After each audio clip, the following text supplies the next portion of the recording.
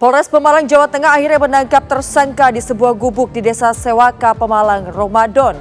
Tetangga korban ditetapkan sebagai tersangka kasus pembunuhan Kusmawati. Ramadan dan Kusmawati telah saling mengenal sejak 2024. Kusmawati dianggap mulai usil terhadap keluarganya sehingga Ramadan mengambil jalan pintas, yaitu membunuh Kusmawati. Inilah serial tabir perkara piutang teman selingkuh dibunuh, istri tersangka diteror korban.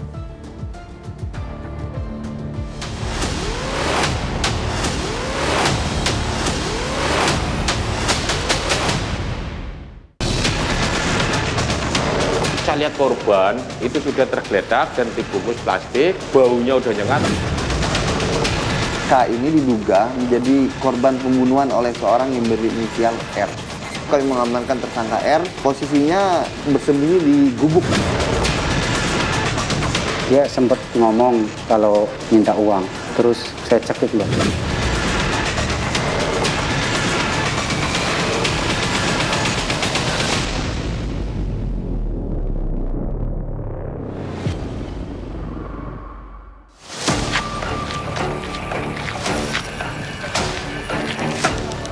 Diam!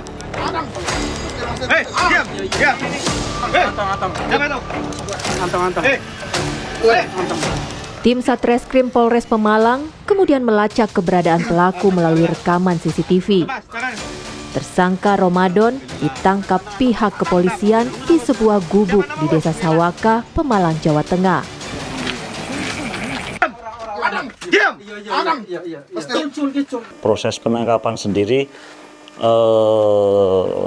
kami sisir CCTV yang ada di sekitar TKP dan akses larinya pelaku. Kemudian kami juga menemukan hasil rekaman CCTV, ternyata memang pelaku lewat di tempat itu. Kemudian kami menurunkan tim untuk melakukan pelacakan dan pelaku ketemu di desa sebelah itu antara TKP dengan persembunyian pelaku. Itu ada sebuah kayak kebun pohon mangga, itu di situ ada gubuknya, pelaku sembunyi di situ.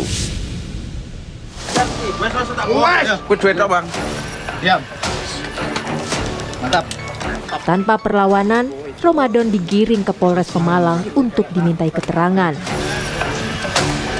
Ramadan, pria berusia 37 tahun yang bekerja sebagai anak buah kapal, akhirnya ditetapkan menjadi tersangka pada kasus pembunuhan Kusmawati.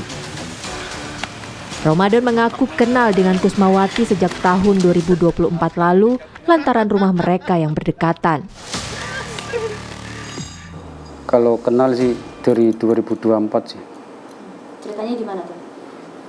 Ya awal dia kan minta tolong untuk masang wallpaper gitu, wallpaper dinding. Itu awal dari situ. Terus dia kan pernah beli meja kan, karena dia rumahnya tingkat 2 jadi dia minta tolong.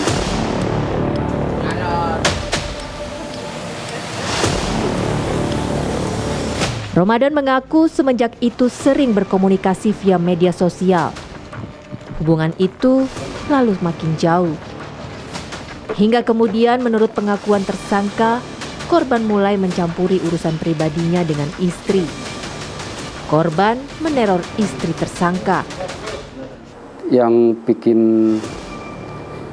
kan kemarin berarti habis sholat Idul Adha kemarin kan, 2025 kemarin, saya kan berangkat ikut kapal kargo. Dari 3 bulan pertama saya di kapal itu, si korban itu ternyata sudah mulai ngomong yang aneh-aneh sama istri. Contoh, kayak bilang katanya saya punya hutang. Tuh. Terus istri perut saya dielus-elus, ditekan. Nah, itu istri yang ngomong sama saya.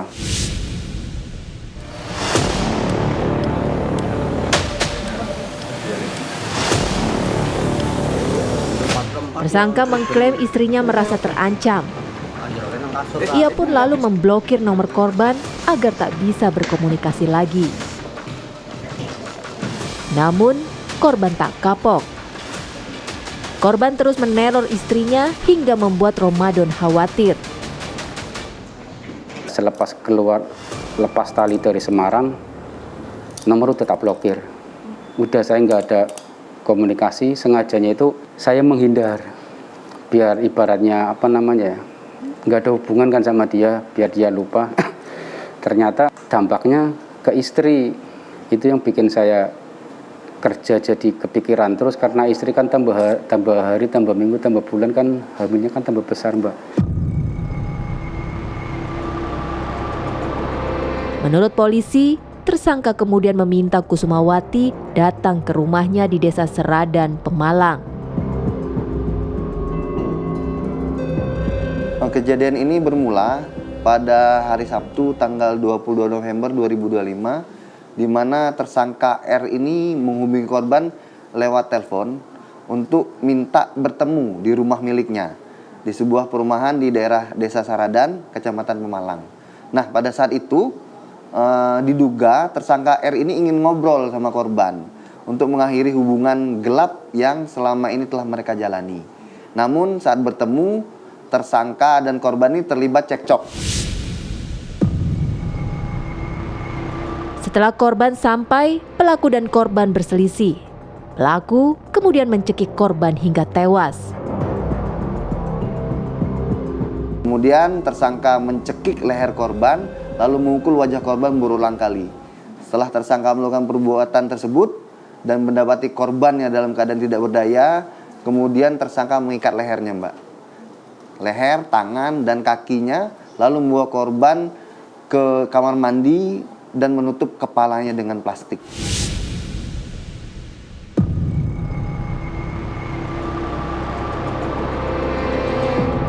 Atas perbuatannya, Ramadan dikenakan pasal 340 dan atau 338 dengan ancaman hukuman seumur hidup atau maksimal 15 tahun penjara.